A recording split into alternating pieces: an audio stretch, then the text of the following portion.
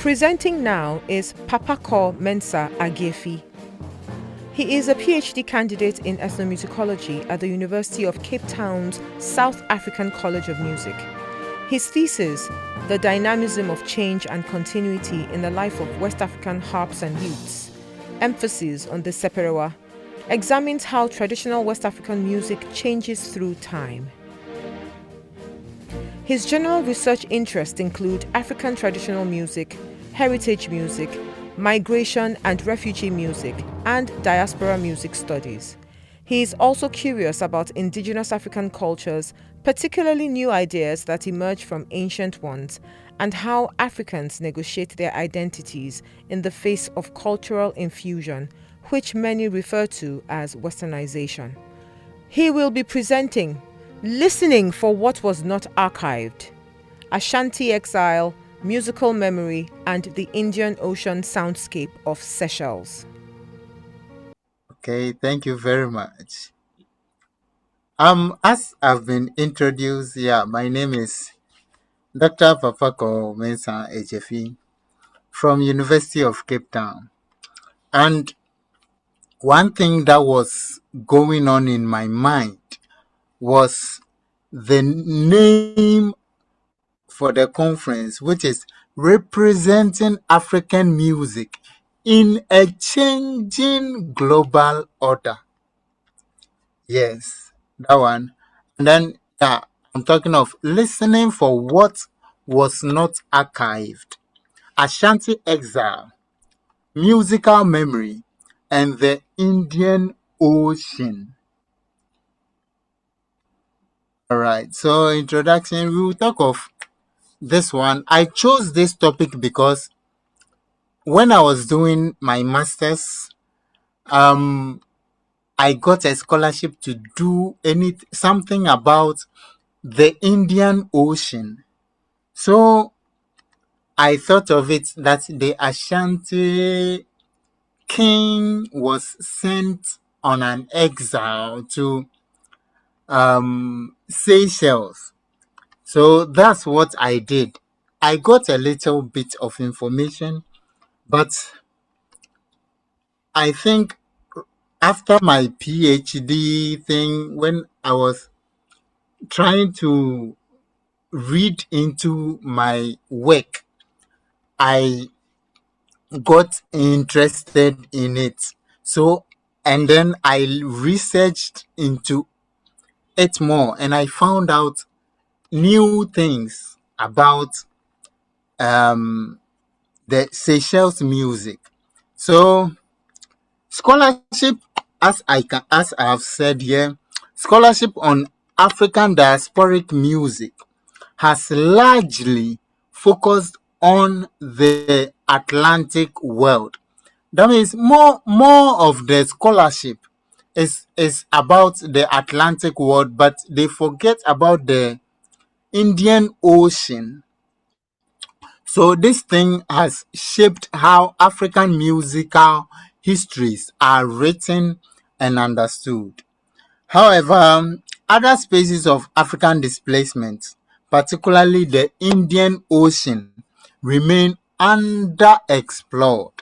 So we have other aspects of African music, but everyone focuses on the Atlantic, and all that.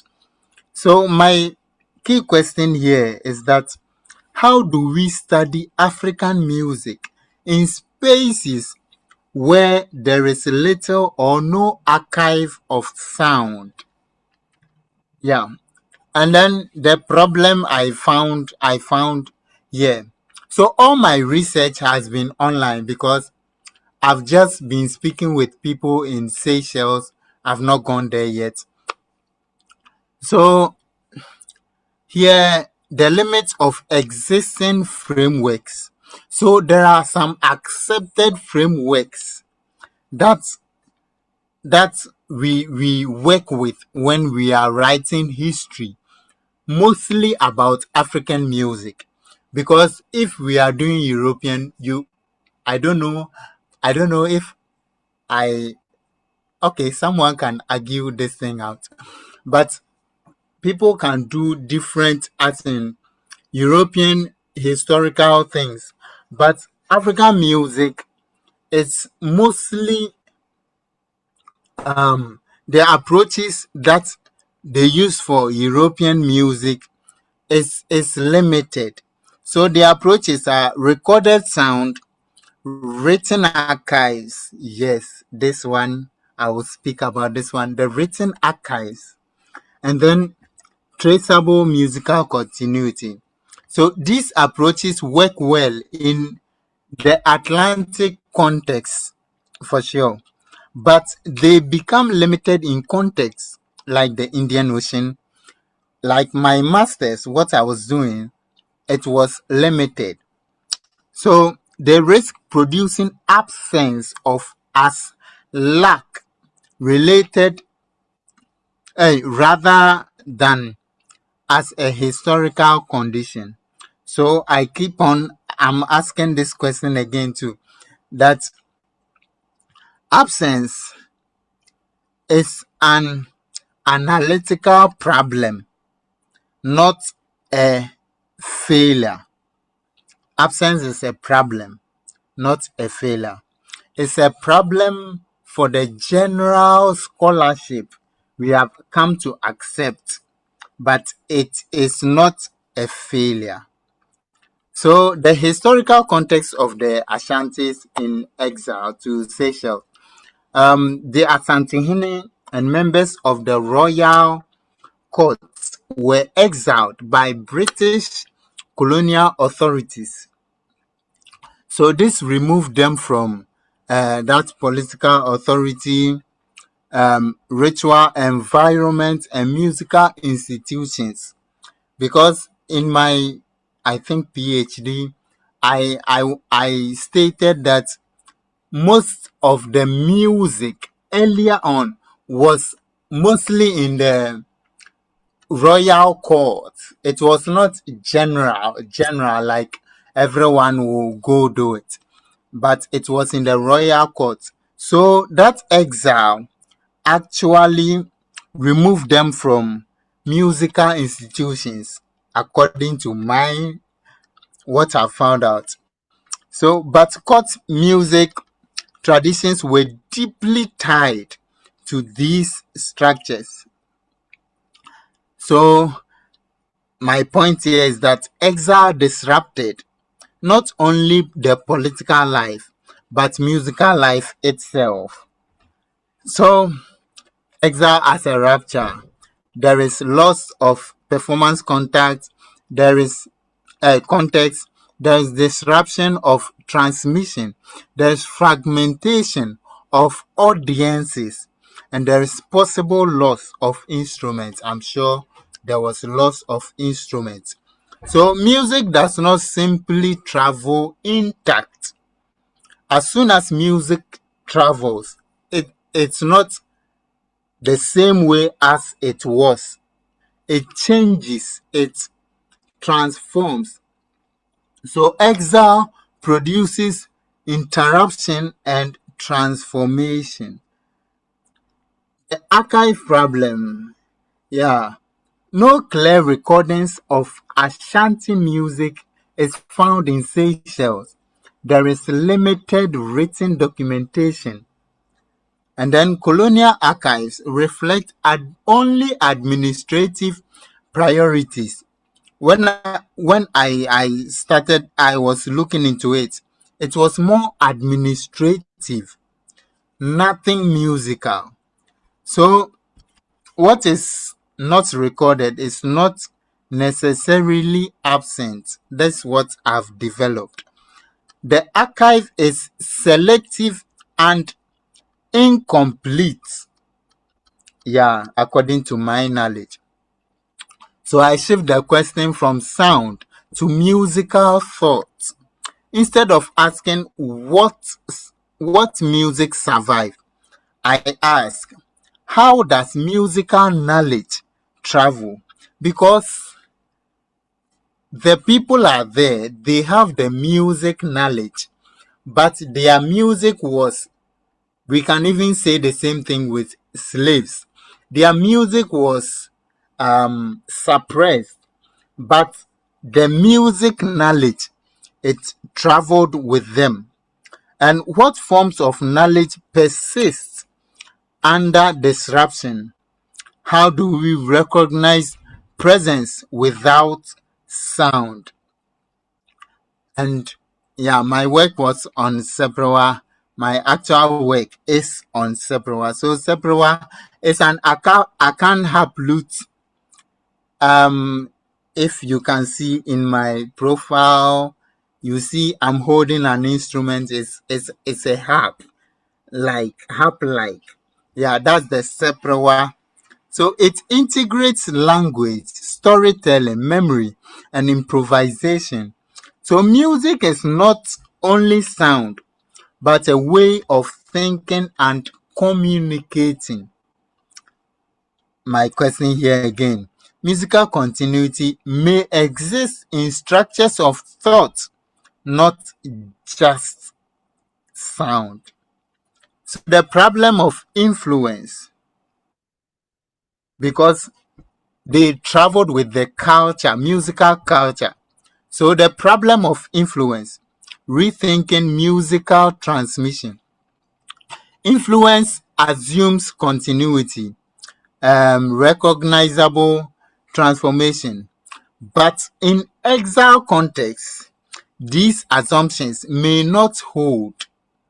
So instead, I decided to consider the transformation, fragmentation, and recontextualization. So Indian Ocean as archive, the alternative forms of evidence. There are oral narratives, there is cultural memory, there is embodied practices, linguistic traces. So the Indian Ocean Archive, actually, all these things happen, but it is fragmented and it is non-textual. It's not written down and it is dispersed. So it requires different methods of listening and interpretation. Yeah, memory and embodiment. Music beyond sound. We should look at music beyond just sound. Memory can be transmitted through the body, through gestures, through rhythm. So musical knowledge may persist even without identifiable repertoire.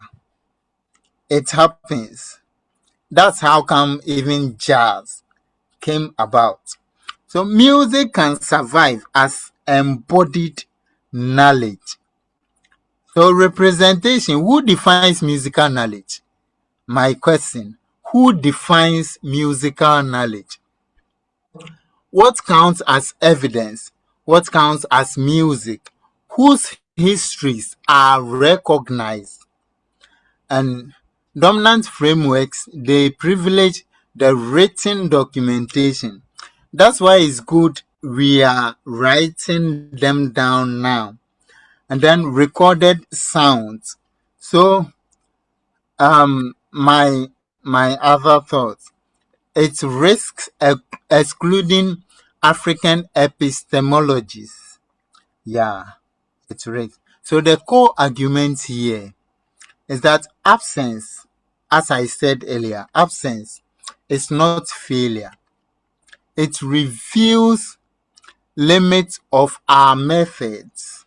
It forces us to rethink musical knowledge. That's what this paper seeks to do. That we should listen to the culture we know. We should listen for it. Because I did that earlier and then I found out that some cultural aspects are found in Seychellois music. So African music must be understood beyond the sound objects and written archives. So in conclusion, what I would say is that music is not only what is heard, it is also remembered. embodied, it is lived. And then the Indian Ocean offers a critical space to think, to rethink African music. We must learn to listen for what was not archived. Yeah. So yeah, that's it. Thank you very much. Thank you very much. Thank you, So Papa. welcome. We have about 10 minutes for questions. There's none online, so I wonder if there are people in the room raising their hands. Oh, okay. Yeah, there are some online. Actually, there was a question online.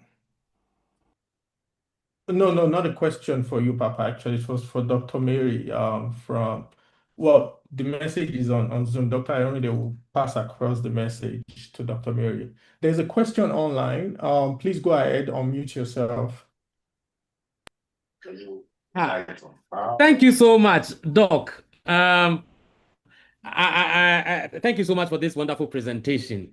At some point, where you explained embodiment in terms of music performance or music scholarship, I was really following, but at some point I got lost, and I really need that education, for some. So can you please throw a little more light on what you mean by music is embodied?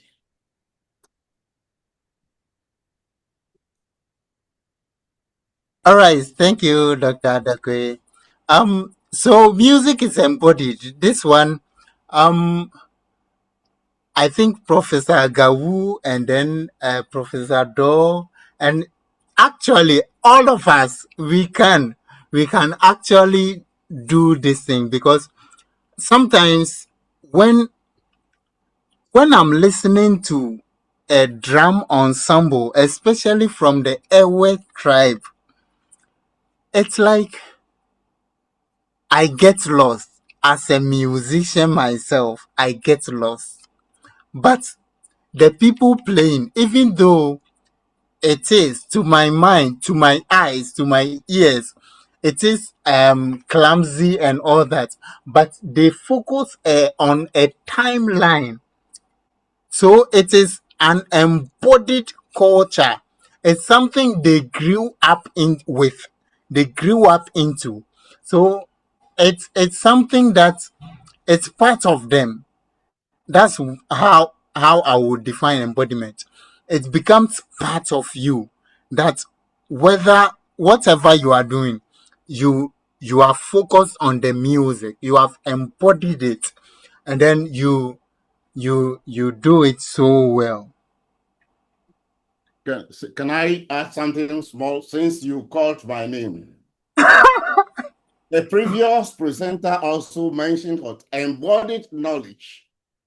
Embodied knowledge happens because of habitual repetition of something, so that the body takes over. The body knows how to behave. So you are not even going to think out. So it's like habitus. You have done it several times. Those dramas you are talking about, because they have done it several times, it becomes part of their body. The knowledge is embodied, is in the knowledge. The body knows. So they don't have to consult even the mind before. That is what we mean by what familiarity and repetition of a behavior produces embodied knowledge. Thank you. Thank you, Professor Daw. Yeah. Are there hands in the room? Anyone with a question? Yes, there is. Please go ahead. Yeah, and I like speaking after my friend George Daw. So I thought that this was a good paper. You made very key points about the marginalization of Indian Ocean communities and conducting research in the context of exile, and how we have to listen for rather than for musical knowledge rather than musical sounds. But is this a proposal for a future project? Have you started the project, and what kind of experience did you have in the field? Thank you. Thank you very much. It's actually a paper I'm working on. I'm still researching into it because even yesterday I was trying to listen to Seperewa music and I hear call and response, I hear their drumming, and I'm like, no, this one is from West Africa. So it's something I'm still working on.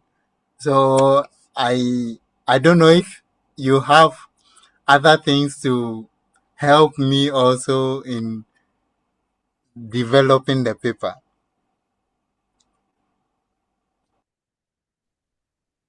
Professor Mojola, he has thrown the question, well, not the I was question, just but cracking a requested joke for your that input. if you are looking for African pianism there, I'll be able to help you. But this one, I'm sorry. Yeah. Thank you. We have a question online. Please go ahead and unmute yourself. Thank you so much.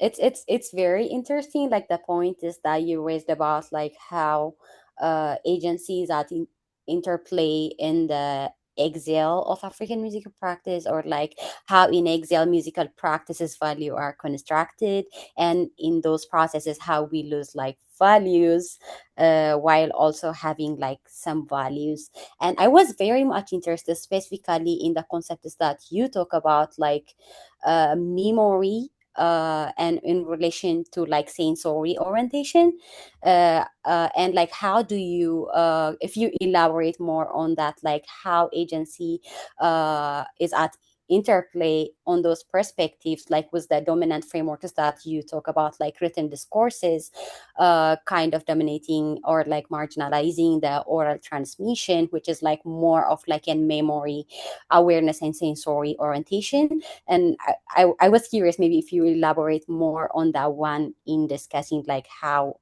agency in interplay strategize or shapes like musical practices in exile with that context.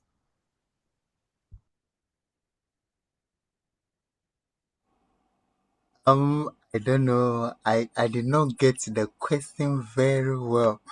Can anyone please help me? Yemishra, could you please just repeat the main question? Yeah, sure. So, you were talking about like pointers of like how musical practices might be lost in exile or transformed or recontextualized, and you in other contexts also discuss about like memory and embodied practice, and also the agency or like the hierarchies that we have in dominant scholarly discourses privileging written discourse. So I was thinking maybe like if you elaborate more on like how you think, for example, like memory oral transmissions in this context is like shaping the musical practice in exile. I don't know if I make it clear or complicated. It's a bit clear, but you want to know how the memory shapes music in exile or music in foreign lands. Yeah.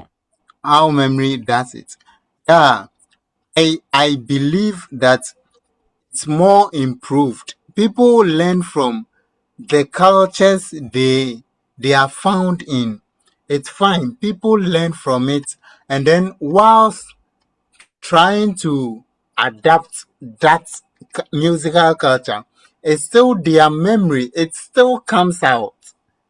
It still comes out because even as I was saying earlier, even the Africans when they were enslaved somewhere, it was they were trying to adapt something the music that was available, but they still had the music in them, and that one was also present in their musicking.